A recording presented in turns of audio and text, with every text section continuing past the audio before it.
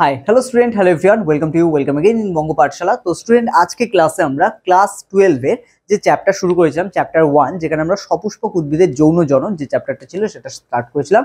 এখান থেকে আমরা সপুষ্পক উদ্ভিদের যৌন জননের অলরেডি আমরা তিনটে ক্লাস করে নিয়েছি এবং লাস্ট ক্লাসে আমরা হচ্ছে স্ত্রী ফুলের বা হচ্ছে আমরা স্ত্রী গ্যামেটোফাইটের উৎপাদন মানে কিভাবে হচ্ছে স্ত্রী গ্যামেটোফাইট উৎপাদন হয় বা উৎপাদিত হয় ফর্মেশন হয় সেটা আমরা কিন্তু লাস্ট ক্লাসে দেখেছিলাম। ওকে, তো তোমরা যদি হচ্ছে আগের ক্লাস না করে থাকো তাহলে তিনটে ক্লাসের লিংক কি ডেসক্রিপশনে দেওয়া থাকবে, আর যারা করেছো তারা বেসিক্যালি আজকের এখান থেকে স্টার্ট করতে পারো। ওকে, যদিও এখানে হচ্ছে আমাদের আগে যেগুলো হয়েছিল male gametophyte formation, female gametophyte formation, যেখানে আমরা পুং গ্যামেট উৎপাদন এবং স্ত্রী গ্যামেট উৎপাদনের যে প্রক্রিয়া শিখেছিলাম এগুলো পুরোপুরি ইন্ডিভিজুয়াল একটা প্রসেস, বাট প্রত্যেকটা প্রসেস কিন্তু কমপ্লিকেটেড। সেই কারণে ভিডিওগুলো একবার দেখে নিতে পারো, কারণ সেই ক্লাসগুলো কিন্তু হচ্ছে প্রত্যেকটা একদম A to Z কিভাবে পরীক্ষা লিখবে সেইভাবে কিন্তু পয়েন্ট আউট করে তোমাদের দেখানো হয়েছে। ঠিক আছে, তো সেটাকে কমপ্লিট করো, দেন হচ্ছে এই ক্লাসটাকে অ্যাটেন্ড করো। ঠিক আছে, কারণ এটা আমাদের 4 নম্বর ক্লাস হচ্ছে তোমাদের ফার্স্ট চ্যাপ্টারে। ওকে, তো আজকে আমরা যে টপিকটা পড়বো সেটা হচ্ছে পলিনেশন বা পরাগযোগ বা পরাগ মিলন। অলরেডি এই টপিকটা আমরা হচ্ছে ক্লাস মোটামুটি 6-7 থেকে হচ্ছে কম বেশি পড়েছি পরাগ মিলন কাকে বলে,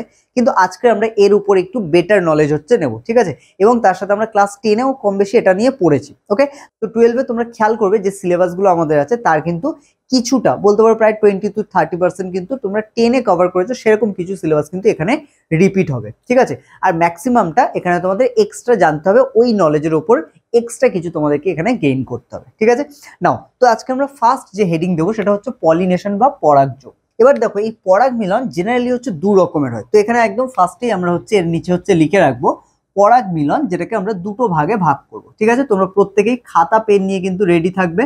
আচ্ছা, আমি এখানে পরাগ যোগই লিখে ফেলেছি, তো যাই হোক পরাগ যোগ পরাগ মিলন একই জিনিস। তো এখানে পরাগ যোগকে আমরা বলতে পারি যে এটা দুটো ভাগে হচ্ছে ভাগ হয়ে যায়। ওকে, পরাগ যোগ দুটো ভাগে ভাগ হয়, একটাকে আমরা বলবো হচ্ছে স্বপরাগ যোগ। ঠিক আছে, স্বপরাগ যোগ বা পরাগ মিলন, স্বপরাগ আচ্ছা মিলন।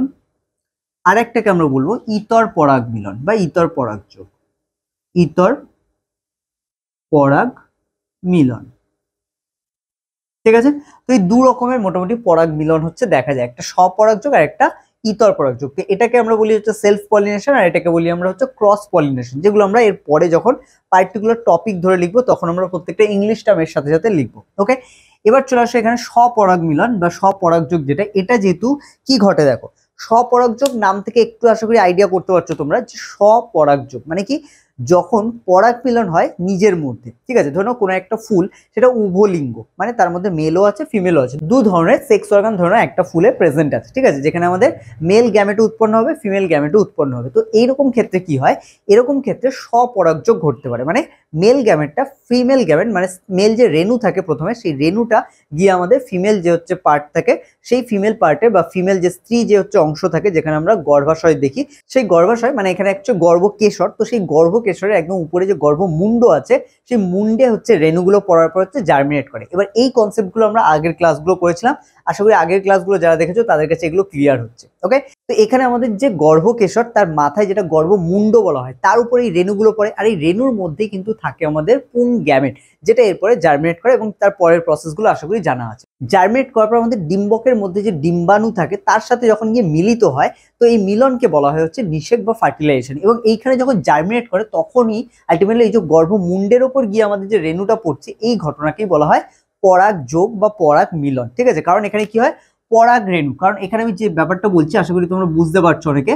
তো এখানে আমাদের কি হয়, এখানে আমাদের ফুলের মাথায় এই যে গঠনটা থাকে, ঠিক আছে, মানে আমাদের গর্ভকেশরের মাথায় এই যে গর্ভমুণ্ড থাকে, এই গর্ভমুণ্ডে যে রেণুগুলো এসে পড়ছে সেইগুলো যখন এর উপর এসে পড়ছে এবং তার ফলে জার্মিনেট করতে পারছে তখন এই ঘটনাকে আমরা বলি পরাগ যোগ বা পরাগ মিলন। ওকে, এবার যখন এটা একটা ফুলের মধ্যেই হচ্ছে, ধরে নাও একটা ফুল এটা হচ্ছে তার মানে স্ত্রী যে হচ্ছে ফুলের যে অংশ যেটাকে আমরা গর্ভকেশর বলি, তো এটা ধরে নাও গর্ভকেশর, আর এর সাথে যদি আমাদের পুংকেশর থাকে, পুংকেশর গুলো অনেক সময় এর সাথে সেম লেন্থ হয়, যেগুলো আমরা এর পরের ক্লাসেই দেখবো ইতর পরাগযোগের মধ্যে। এখানে সেম লেন্থও হয় কিছু আছে, আবার কিছু আছে ছোট লেন্থের হচ্ছে হয়। ঠিক আছে, এখানে এরকম সাজানো থাকে পরপর এবং এর মাথায় এরকম আমাদের একটা পরাগধানী থাকে। ঠিক আছে, এর মাথায় কি থাকে একটা এরকম পরাগধানী হচ্ছে প্রেজেন্ট থাকে। ক্লিয়ার, এখানে ফুলের মধ্যে সাজানো থাকে খুব সুন্দর করে, এই জায়গাটা এরকম সাজানো থাকে। ওকে, এবার এখানে যেহেতু আমি কি বলেছি এটা হচ্ছে উভলিঙ্গ ফুল, মানে এর মধ্যে হচ্ছে মেল সেক্স অর্গান আছে, ফিমেল সেক্স অর্গানও আছে।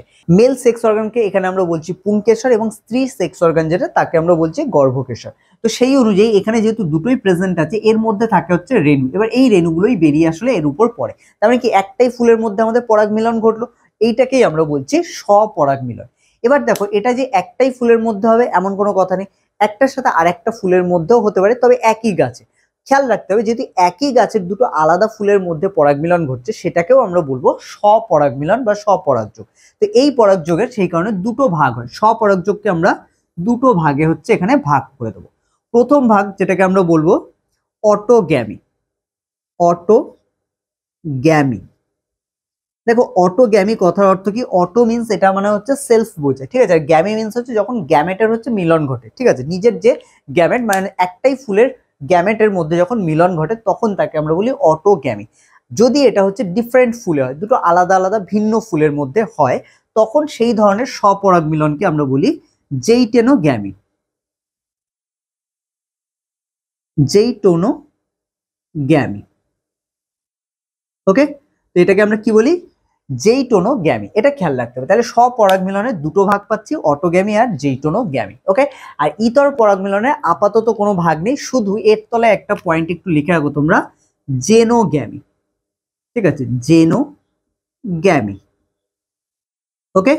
এটাকে কি বলা হচ্ছে? জেনোগ্যামি। তো দেখো ইতর পরাগ মিলনের হচ্ছে মানে একে আমরা কি বলি? জেনোগ্যামি। কেন জেনো বলা হয়? দেখো জেনো মানে এটাকে একটু এই ধরনের মানে টার্মে মনে রাখবে যে আননোন, ঠিক আছে, আননোন কোনো পার্সনের সাথে, মানে আননোন কোনো গ্যামেটের সাথে, এখানে পার্সন তো নয়, এখানে গ্যামেট, ঠিক আছে, আননোন কোনো গ্যামেটের সাথে যখন একটা গ্যামেটের মিলন হবে তখন তাকে বলা হবে জেইটোনোগ্যামি। মিন্স হচ্ছে কি আননোন এই কারণে বলা হচ্ছে যে একটা গাছের ফুলের যে রেণু, মানে একটা গাছের ফুলের যে গ্যামেট, রেণু থেকেই তো গ্যামেট তৈরি হবে, এবার এই যে গ্যামেট, সেই গ্যামেটটা অন্য আরেকটা মানে একই প্রজাতির গাছ কিন্তু অন্য আরেকটা গাছের ফুলের সাথে যখন মিলন ঘটাবে তখন তাকে আমরা বলবো ইতর পরাগ মিলন বা ইতর পরাগযোগ বা জেনোগ্যামি, ঠিক আছে। কারণ এখানে গ্যামেটটা টোটালি হচ্ছে ডিফারেন্ট, আলাদা আলাদা হচ্ছে প্ল্যান্টের মধ্যে থাকে, ঠিক আছে, সেই কারণে।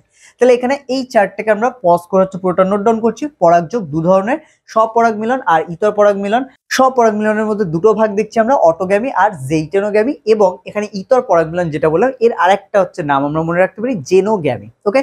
নাও এবার আমরা চলে আসি এক এক করে এদের একটু ভাগের মধ্যে, কারণ প্রত্যেকটা হচ্ছে আমাদের দেখতে হবে কাকে বলে এবং তার সাথে তাদের কিছু এক্সাম্পল আমাদের মাথায় রাখতে হবে, ঠিক আছে। নাও এবার আমরা হচ্ছে পরের পয়েন্ট করব যেখানে আমরা সেলফ পলিনেশন সম্বন্ধে জানবো বা স্বপরাগযোগ, ওকে। তাহলে আমাদের এখানে স্বপরাগযোগ,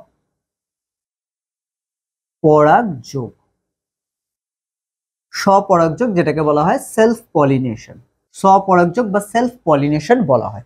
দেখো স্বপরাগযোগ বা সেলফ পলিনেশন কি এটা আমরা হচ্ছে আগে অলরেডি দেখেছি। তো এখানে একটু ডেফিনেশনটা আমাদের হচ্ছে লিখতে হবে, কারণ আমরা নোটস তৈরি করছি, বিকজ অফ এটাই কিন্তু আমাদের যে খাতাটা তোমরা তৈরি করছো এটাই কিন্তু তোমাদের ফাইনালের জন্য কাজে লাগবে। মিন্স হচ্ছে তোমাদের যে সেমিস্টার আছে তার জন্য কিন্তু কাজে লাগবে, কারণ বই তো অত মোটা হচ্ছে সবসময় ক্যারি করা পসিবল না, এবং সেই কারণেই কিন্তু আমরা আমাদের নোটসকে সব থেকে বেটার ওয়েতে বানাবো, ঠিক আছে। এবার ক্লাসে যেগুলো হচ্ছে তার বাইরেও যদি তোমাদের কোনো ইনফরমেশন মনে হয় যে নোটস এর মধ্যে ইনক্লুড করার দরকার আছে সেটাকেও তোমরা করতে পারো। তো দেখো এখানে আমরা এবার যদি চলে আসি স্বপরাগযোগ। স্বপরাগযোগ অলরেডি কি আমরা দেখেছি, জাস্ট ডেফিনেশনটা তোমাদেরকে লিখতে হবে একটু, যে যখন কোনো ফুলের পরাগ রেণু সেই ফুলের বা সেই গাছের অন্য ফুলের গর্ভমুণ্ডের উপর পতিত হয় তখন তাকে আমরা স্বপরাগযোগ বলি, ঠিক আছে, বা তাকে হচ্ছে স্বপরাগ মিলন বলা হয়। এরপরে উদাহরণের মধ্যে যেসব ফুল সাধারণত উভলিঙ্গ তাদের মধ্যেই হচ্ছে স্বপরাগযোগ দেখা যায়, তবে কিছু কিছু গাছ আছে যাদের ক্ষেত্রে হচ্ছে একটি গাছে মেল এবং ফিমেল মানে স্ত্রী ফুল এবং মানে পুরুষ ফুল দুটো ফুলই কিন্তু জন্মায় একটি গাছের মধ্যে, আলাদা আলাদা ফুল হয় কিন্তু একটাই গাছের মধ্যে জন্মায়, ঠিক আছে। তাদের ক্ষেত্রেও কিন্তু আমাদের স্বপরাগযোগ দেখা যায়, এখানে খেয়াল রাখতে হবে। সেক্ষেত্রে আমরা উদাহরণ হিসেবে সিম, টমেটো এগুলো মাথায় রাখতে পারি যে এদের মধ্যে স্বপরাগযোগ হয়। এছাড়া আমরা এখানে অটোগ্যামি বা জেইটোনোগ্যামির মধ্যে যেগুলো নিয়েছি তারাও কিন্তু আমাদের প্রথমে যে এক্সাম্পল আমরা লিখেছি স্বপরাগযোগ তার মধ্যে কিন্তু লিখতে পারি আমরা, ওকে। আরেকটা জিনিস তোমাদের বলে রাখি, তোমাদের অনেকের মনে হতে পারে যেসব গাছে ইতর পরাগযোগ হয় তাদের হয়তো স্বপরাগযোগ হয় না, তো এটা কিন্তু একটা ভুল কনসেপ্ট। এটা হচ্ছে খেয়াল রাখতে হবে যে কোনো গাছের মানে ম্যাক্সিমাম গাছের ক্ষেত্রে, সব গাছের বলবো না কারণ কিছু গাছের স্ট্রাকচারই এমন আছে যে সেখানে ইতর পরাগযোগ হওয়া ছাড়া অন্য কোনো উপায় নেই, ঠিক আছে, সেগুলো আমি বলবো পরের ক্লাসে আমরা আসবে। কিন্তু খেয়াল রাখতে হবে যে এখানে যে পরাগযোগের কথা আমরা বলছি সেই পরাগযোগে কিন্তু স্বপরাগযোগ যেহেতু বলা হচ্ছে, তাহলে এখানে কিন্তু যে গাছের স্বপরাগযোগ হয় তাতে কিন্তু ইতর পরাগযোগও হতে পারে। ধরে নাও কোনো একটা ফুল লাইক হচ্ছে তোমরা যদি এখানে ধরো সিম গাছের ফুলগুলো কিন্তু ছোট হয়, ঠিক আছে, ছোট হয়, কিন্তু এর মধ্যে দেখবে অনেক সময় সিম গাছে হচ্ছে পিঁপড়ে দেখা যায়। এবার পিঁপড়েরা কি করে, একটা গাছ থেকে বেয়ে হচ্ছে আরেকটা গাছে যায়, একটা সিম গাছের ফুলে যে রেণুগুলো লাগে সেগুলো কিন্তু তারা আরেকটা গাছে পাঠাচ্ছে। তাহলে পিঁপড়ের মাধ্যমে এখানে পরাগযোগ হচ্ছে, যেহেতু এটা একটা পতঙ্গের মধ্যে পড়ছে। তো এখানেও কিন্তু যেহেতু পরাগ মিলনটা যেহেতু স্বপরাগযোগ হচ্ছে না, যেহেতু বাহকের দ্বারা হচ্ছে, তাহলে এখানে ইতর পরাগযোগ হচ্ছে। কারণ অন্য ফুলের মধ্যে যখন যাচ্ছে অন্য সিম গাছের মধ্যে, তখন কিন্তু সেক্ষেত্রে ইতর পরাগযোগ হচ্ছে। তার মানে কি, যেখানে সিম গাছে স্বপরাগযোগ হয় সেখানে ইতর পরাগযোগও হতে পারে। কারণ এখানে হচ্ছে উভলিঙ্গ ফুল দেখার জন্য এখানে কিন্তু স্বপরাগযোগ হওয়ার সম্ভাবনা বেশি, কিন্তু ইতর পরাগযোগও হতে পারে। ঠিক আছে, এটা খেয়াল রাখতে হবে। আচ্ছা, যাই হোক, আমরা আবার টপিকে চলে আসি। এখানে দেখো অটোগ্যামি, যেহেতু আমরা আগেই বলেছি যে স্বপরাগযোগ দুটো ভাগে ভাগ করা যায়, একটা অটোগ্যামি আর একটা জেইটোনোগ্যামি। তো এখানে দেখো আমাদের অটোগ্যামির মধ্যে পরাগ মিলন যখন একটি ফুলের মধ্যে হবে তখন তাকে আমরা বলবো অটোগ্যামি। মানে একটাই ফুলের যে রেণু সেটা সেই ফুলেরই হচ্ছে গর্ভমুণ্ডে পতিত হবে, তাকে আমরা বলবো অটোগ্যামি। ওকে, যেমন এটা কোথায় দেখা যায়, দোপাটিতে দেখা যায়, জবাতে দেখা যায়, এগুলোর মধ্যে এই ধরনের যে পরাগ মিলন সেটা কিন্তু আমাদের দেখা যায়। ঠিক আছে, নেক্সট চলে আসে আমাদের অটোগ্যামির পরে জেইটোনোগ্যামি, যেখানে আমরা বলেছিলাম যে যখন একটি গাছের একটি ফুলের পরাগরেণু ওই একই গাছের অপর ফুলের পরাগরেণু মানে গর্ভমুণ্ডে হচ্ছে পতিত হবে। যেরকম এই প্রকার পরাগযোগ একই গাছের দুটি পৃথক ফুলের মধ্যে ঘটে। ঠিক আছে, তাহলে ফুল দুটো কিন্তু এখানে আলাদা। ওকে, তাহলে এটাকে আমরা বলছি কি জেইটোনোগ্যামি। এখানে উদাহরণ হিসেবে আমরা রাখতে পারি সিম রাখতে পারি, দোপাটি রাখতে পারি, জবা রাখতে পারি, এগুলোকে আমরা কিন্তু রাখতে পারি। ঠিক আছে, এগুলো আমাদের মাথায় রাখতে। তো এটাই হচ্ছে আমাদের স্বপরাগযোগ বা সেলফ পলিনেশনের টোটাল কনসেপ্ট। ঠিক আছে, এরপরে আমরা চলে আসবো ইতর পরাগযোগ। তো ইতর পরাগযোগ কি অলরেডি আমরা বলেছি। তো এখানে ছোট্ট করে শুধু একটু কাকে বলে লিখতে হবে, কোথায় দেখা যায় সেগুলো আমরা একটু লিখব। তো এরপরে আমরা লিখে নেবো ইতর পরাগযোগ। ওকে, পয়েন্ট করছো উপরে, ইতর পরাগযোগ। ইতর পরাগযোগ বা আমরা এখানে লিখতে পারি ক্রস পলিনেশন। ক্রস পলিনেশন, একটি ফুলের পরাগরেণু যখন বাহকের মাধ্যমে একই প্রজাতির অপর একটি ফুলের গর্ভমুণ্ডে পতিত হয় তখন তাকে, বা তখনটা আমরা কেটে দিতে পারি। ঠিক আছে, পতিত হয় তাকে ইতর পরাগযোগ বা ইতর পরাগ মিলন বলে। ইতর পরাগ মিলন বলে। ঠিক আছে, ইতর পরাগ মিলন বলে বা জেনোগ্যামি বলে। ঠিক আছে, আমরা বলেছিলাম জেনোগ্যামি, তাহলে এটাকে আমরা লিখতে পারি কি ইতর পরাগ মিলন বা জেনোগ্যামি। ঠিক আছে, তাহলে এটাকেই বলা হয় ইতর পরাগ মিলন বা জেনোগ্যামি। এবার দেখো, এটা হচ্ছে বিভিন্ন ফুলের মধ্যে দেখা যায়, বিশেষ করে হচ্ছে তোমার আম, জাম, কাঁঠাল যে ধরনের ফল আছে, ঠিক আছে, তাদের মধ্যে দেখা যায়। এছাড়া হচ্ছে ধানের ক্ষেত্রে দেখা যায়, গমের ক্ষেত্রে দেখা যায়, এরকম প্রচুর মানে যা যা হচ্ছে উদ্ভিদ আছে বলতে পারো যারা উভলিঙ্গ নয়, ঠিক আছে, তাদের মধ্যে হচ্ছে বেশিরভাগের ক্ষেত্রে ইতর পরাগযোগ দেখা যায়। এবার তোমাদের আগে যেটা বলছিলাম যে ইতর পরাগযোগ এমন নয় যে শুধু এটা মানে যারা একলিঙ্গ ফুল তাদের ক্ষেত্রে দেখা যাবে, এরকম অনেক উভলিঙ্গ ফুল আছে যাদের মধ্যে কিন্তু ইতর পরাগযোগ দেখা যায়। সেক্ষেত্রে ফুলের মধ্যে ধরুন আমাদের গর্ভকেশর আর হচ্ছে পুংকেশর আছে। পুংকেশর আর গর্ভকেশরের ধরুন পরিণতি যদি আলাদা সময় হয়, বা এখানে পুংকেশর এবং গর্ভকেশরের গঠন এমন যে এখানে হচ্ছে মানে যে পরাগরেণু সেগুলো হচ্ছে গর্ভমুণ্ডে হচ্ছে পড়তে পারে না, গঠনটাই এরকম ফুলে। ঠিক আছে, এগুলো আমরা নেক্সট ক্লাসে জানবো। তো সেই কারণে কিন্তু ইতর পরাগযোগ হতে পারে। তো এখানে উদাহরণ হিসেবে আমরা হচ্ছে কিছু লিখে রাখতে পারি। উদাহরণ হচ্ছে কোনগুলো, ধান লিখে রাখো। ধানের মধ্যে যেহেতু বায়ুর দ্বারা হচ্ছে পরাগযোগ ঘটে, ঠিক আছে, যেটাকে আমরা অ্যানিমোফিলি বলি। তো এখানে ধানের মধ্যে লিখতে পারো ধান, পলাশ ফুল, কারণ যেগুলো উজ্জ্বল বর্ণের ফুল দেখা যায় পলাশ। ওকে, তারপর হচ্ছে আম, এরকম যা যা আমরা মোটামুটি কম বেশি জানি তাদের সবার মধ্যে মোটামুটি ইতর পরাগযোগ কিন্তু ঘটে। ঠিক আছে, ইত্যাদি। তাহলে এই সব ফুলের মধ্যে আমাদের ইতর পরাগযোগ কিন্তু ঘটে। ঠিক আছে, নাও ইতর পরাগযোগ তো এখানে আমরা দেখলাম। এবার ইতর পরাগযোগের যে বাহকের উপর নির্ভর করে হয় সেই অনুযায়ী এদের আলাদা আলাদা নাম হয়। তো এখানে তোমরা পজ করে এটাকে নোট ডাউন করতে পারো। দেন আমরা চলে আসবো কিন্তু ইতর পরাগযোগের যে বাহকের দ্বারা হচ্ছে ইতর পরাগযোগ হয় সেই অনুযায়ী এদের কত ভাগে ভাগ করা যায়। মোটামুটি আমাদের অনেক রকম ভাগে এটা ভাগ করা যায়। আমরা সব থেকে বেশি যেগুলো পরিচিত সেরকম কিছু নাম হচ্ছে নিয়ে একটা লিস্ট করবো। তো একদম উপরেই আমরা আজকে এখানে একটা হেডিং দেব, ইতর পরাগযোগের বাহক। ঠিক আছে, বা পরাগ মিলনের বাহক। পরাগ মিলনের বাহক। ওকে, এজেন্টস অফ পলিনেশন। তো দেখো এখানে হচ্ছে এজেন্টস অফ পলিনেশনের মধ্যে আমাদের একটা লিস্ট করতে হবে। তো প্রথমে আমরা হচ্ছে নাম লিখি, যে বাহকের নাম, বা শুধু নাম না লিখে লেখা হচ্ছে বাহকের নাম। বাহকের নাম। ঠিক আছে, আমরা বাহকের নামের সাথে এটাকে কি বলে সেগুলো একসাথে হচ্ছে নোট ডাউন করবো। বাহকের নাম, আর একটা এদিকে লেখো উদাহরণ, কারণ এখানে আমরা কিছু উদাহরণ হচ্ছে নেব। ঠিক আছে, বাহকের নাম আর সাথে হচ্ছে উদাহরণ। তো দেখো এখানে বাহকের নামের মধ্যে একদম প্রথমেই আমরা লিখবো হচ্ছে বায়ু, বায়ু পরাগী। তাহলে বায়ু যখন বাহক হিসেবে কাজ করে তখন তাকে আমরা বলি বায়ু পরাগী। ওকে, এটাকে আমরা কি বলি, বায়ু পরাগী, যেটাকে বলা হয় মানে এর অল্টারনেট নামটা বা ইংলিশ নামটা আমরা মনে রাখবো বায়ু পরাগী বা অ্যানিমোফিলি। অ্যানিমোফিলি, ঠিক আছে। এটা কোথায় দেখা যায়, উদাহরণগুলো আমরা লিখে রাখি এখানে, ধান, গম, নারকেল, নারিকেল ইত্যাদি, ঠিক আছে, সুপারি, এসব আরো অনেক কিছু হতে পারে, জাস্ট আমি 2-3টে নাম লিখছি, ঠিক আছে, বেশি না। আচ্ছা, তারপরে চলে আসো 2 নম্বর। 2 নম্বর লেখো পতঙ্গ পরাগী। পতঙ্গ পরাগী, যেটাকে আমরা বলি অ্যান্টিমোফিলি বা এন্টিমোফিলি। তো এন্টিমোফিলি বা পতঙ্গ পরাগী কোথায় দেখা যায়, তো এই পতঙ্গ বা এন্টিমোফিলিতে আমরা হচ্ছে লাউ, কুমড়ো, এগুলো হচ্ছে রাখতে পারি, ঠিক আছে। আরো এরকম মোটামুটি উজ্জ্বল বর্ণের যত হচ্ছে ফুল আছে সেগুলোর মধ্যে পতঙ্গের মধ্যে হয়। আচ্ছা, এবার আরেকটা বলি, পতঙ্গদের মধ্যে যেখানে কিন্তু হচ্ছে পরাগযোগ হয় সেখানে এমন নয় যে পতঙ্গ করছে মানে পক্ষী সেখানে করবে না, পাখির মাধ্যমে সেই সব গাছে হতে পারে পরাগ মিলন, ঠিক আছে।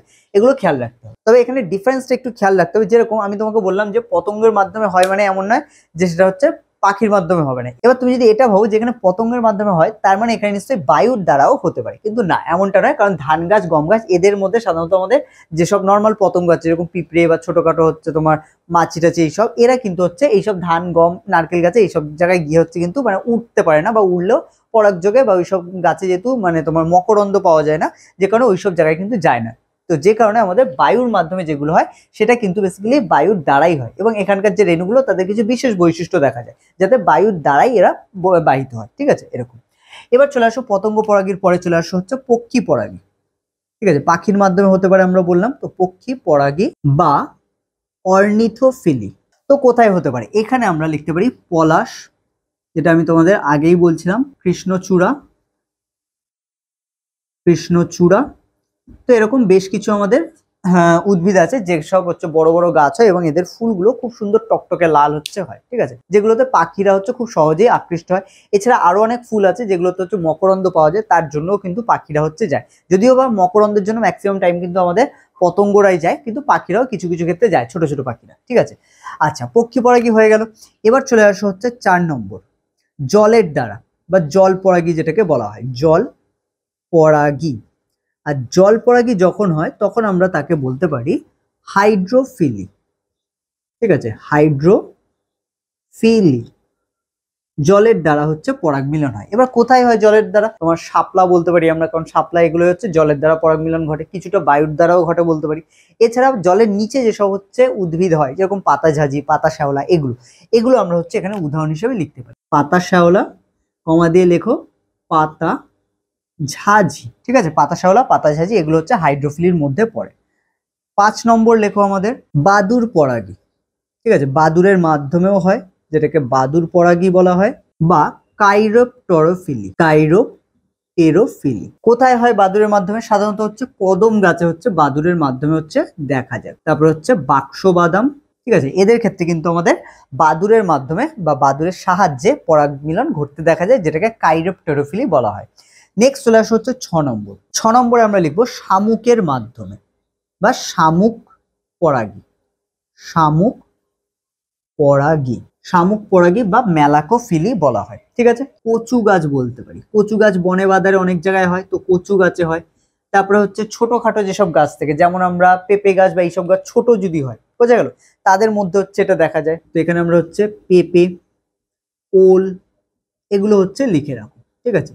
তো কচু, পেঁপে, ওল, এদের ক্ষেত্রে হচ্ছে আমাদের শামুক পরাগী বা মেলাকোফিলি এটা কিন্তু দেখা যায়। ওকে, 7 নম্বর আমরা চলে আসি এখানে লাস্ট, যেটাকে আমরা হচ্ছে মানুষের মাধ্যমে পরাগযোগ ঘটে। এটা আমি লাস্টেই রাখলাম কারণ যাতে বুঝতে পারো যে মানুষও কিন্তু এখানে পরাগযোগে সাহায্য করে। কিভাবে আমি বলছি, তো এখানে মানুষ পরাগী আগে একটু লিখে নাও, এটা মানুষ পরাগী, বা এটাকে মানুষ পরাগীর অপর নাম হচ্ছে আমাদের অ্যানথ্রোপোফিলি। ওকে, অ্যানথ্রোপোফিলি বা মানুষ পরাগী বলা হয়।